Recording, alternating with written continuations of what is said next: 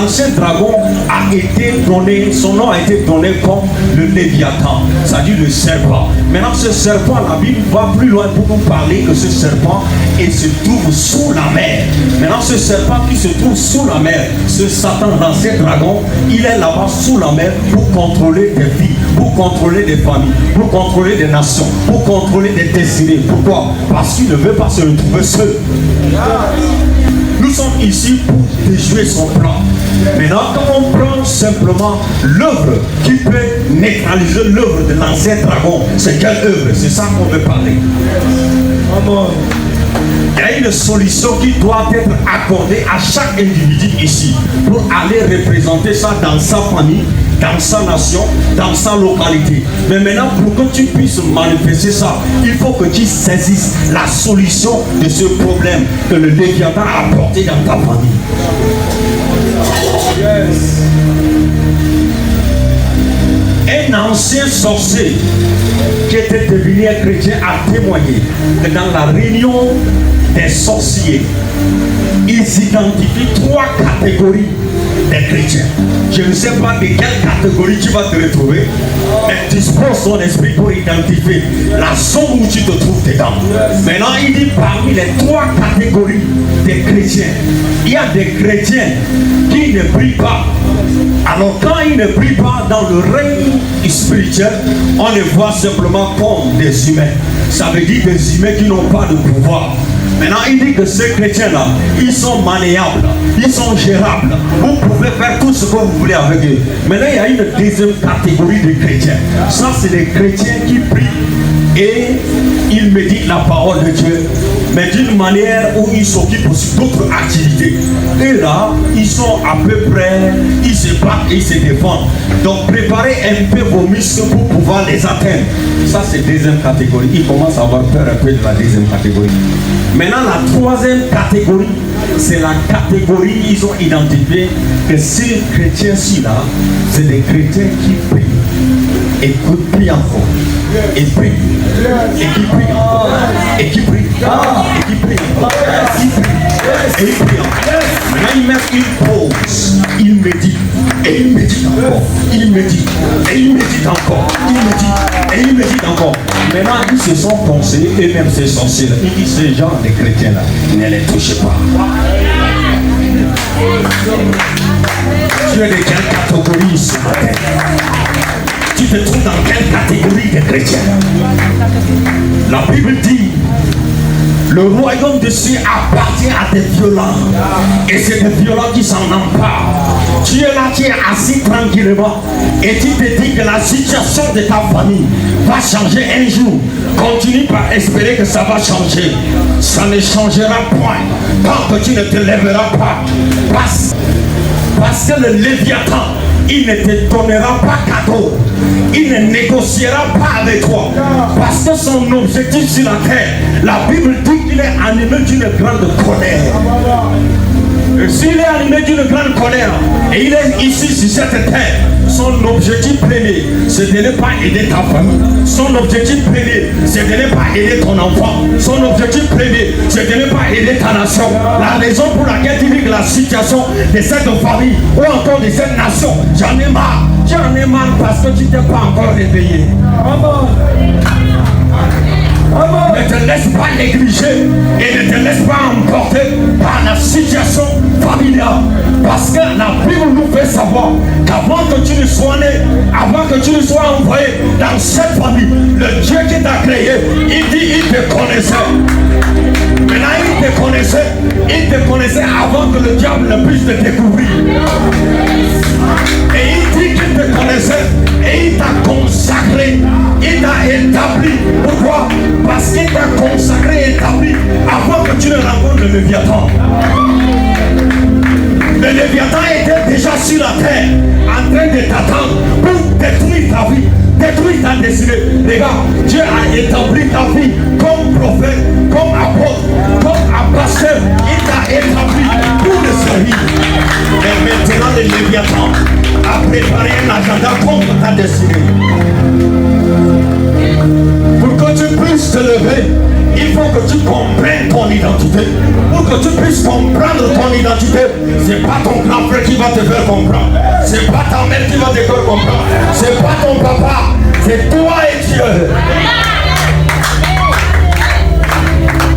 Il dit avant que tu ne sois né, je te connaissais. Il te connaissait pourquoi? Il t'a envoyé dans cette famille pourquoi? Il t'a envoyé dans cette nation pourquoi? Parce qu'il y a une responsabilité qui t'a confiée. Comment on peut comprendre que quelqu'un avant qu'il ne vienne sur la terre, on lui a déjà établi, on lui a déjà consacré avant que la consécration des hommes ne soit accomplie? Tu n'es compliqué. Tu n'es pas une personne ordinaire. Tu n'es pas une femme ordinaire. Le réveil de ma nation dépend de chaque personne ici. Jésus n'a jamais prêché le message de la motivation de cœur. Jésus a prêché le message: répandez-vous car le royaume des cieux est proche. La Bible dit que l'ancien dragon sera arrêté par un ange et il sera enchaîné et mis quelque part pendant 1000 ans, et après cela il sera encore relâché. Ça c'est l'eschatologie. La chose qu'il te faut, c'est l'action. Il dit lève-toi et sois éclairé. Regarde, quand tu vas te lever, aucune personne ne peut être toi. Parce que pour que tu viens sur la terre, Dieu a établi quelque chose entre toi et lui. Personne ne peut chanter ton chant. Pourquoi? Parce que le couloir de ta fonctionnalité t'a été relâché par le trône de Dieu. Personne ne peut prêcher ton message. Pourquoi? Parce que le couloir t'a été accordé personnellement. Nous sommes différents et nous avons été envoyés différemment pour opérer pour le Seigneur sur la terre. Le Léviathan de ta vie, le Léviathan de la famille, le Léviathan d'une nation a besoin d'être renversé. Le premier verset que je vous ai donné, c'est le verbe renverser.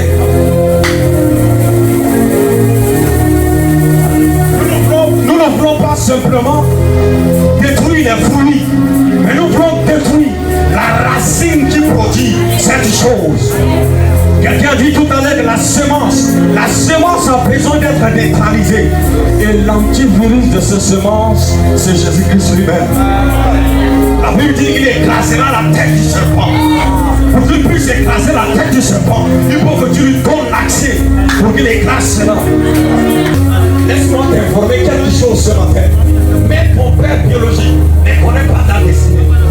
Je suis désolé, non. Même ta mère biologique ne connaît pas tes destinées. Tu peux comprendre facilement comment quand tu veux servir le Seigneur, tu étais bien avec et tout le monde t'aimait dans la famille. Instantanément tu dis que tu veux suivre le Seigneur, tout le monde se lève contre toi. Pourquoi?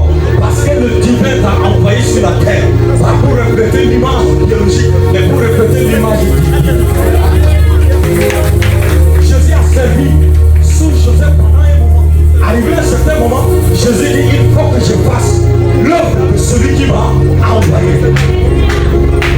C'est pas ton père qui t'a envoyé. C'est pas ta mère qui t'a envoyé. Personne ne t'a envoyé.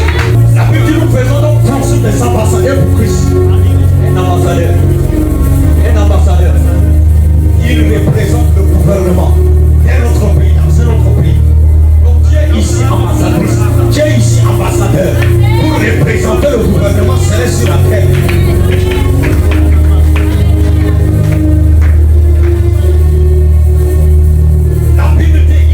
Ses serviteurs, des flammes de feu et de ses anges, des esprits. Pourquoi? Parce que tu as un père en déplacement. Pour que quand tu viens quelque part, tu brûles tout sur ton chemin. Si tu comprends ça du plus profond du fond de ton cœur, tu dois brûler tout sur ton chemin. Au début, nous les hommes, au début de notre foi, à 1h, 2h, 3h du matin, on se réveillait. Et qu'est-ce qu'on fait?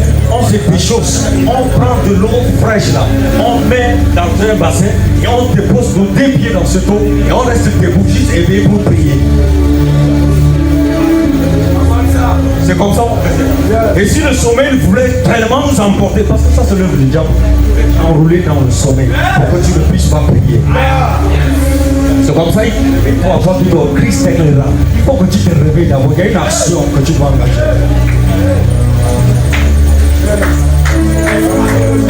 Regarde, je vais révéler à quelqu'un ici qui a tellement dormi. Maintenant, là où tu es là, tu as 25 ans peut-être ou tu as 30 ans. Tu as tellement dormi que quand on essaie de calculer les heures où tu as dormi là, peut-être à l'heure-ci là, tu as dormi pendant 10 ans. Tu as 35 ans, mais peut-être tu as dormi pendant 10 ans. Et il te reste combien d'années? Le rôle de Jésus-Christ, c'est de faire quoi? C'est de mourir à la croix et écraser la tête du serpent. Il y a le Léviathan, l'ancien dragon. Maintenant, par le biais du sacrifice de Jésus-Christ sur la croix, la tête du diable a été écrasée à la croix.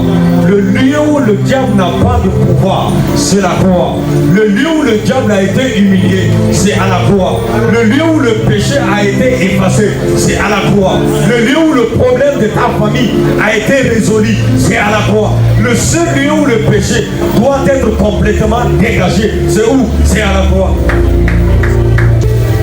La nature du péché a besoin de rencontrer une autre nature supérieure à elle. C'est la nature de Jésus. Parce que ce que le diable a fait dans le jardin d'Éden, c'est de donner sa nature à la race adamique. Maintenant, nous sommes des héritiers de cette race adamique-là. Jésus est venu, il est mort sur la croix. Pour que par le biais de son sacrifice sur la croix, nous puissions être totalement délivrés de cette nature. Parce que Jésus est simplement l'antivirus. Il est entré en nous pour neutraliser le virus qui est ce péché en nous.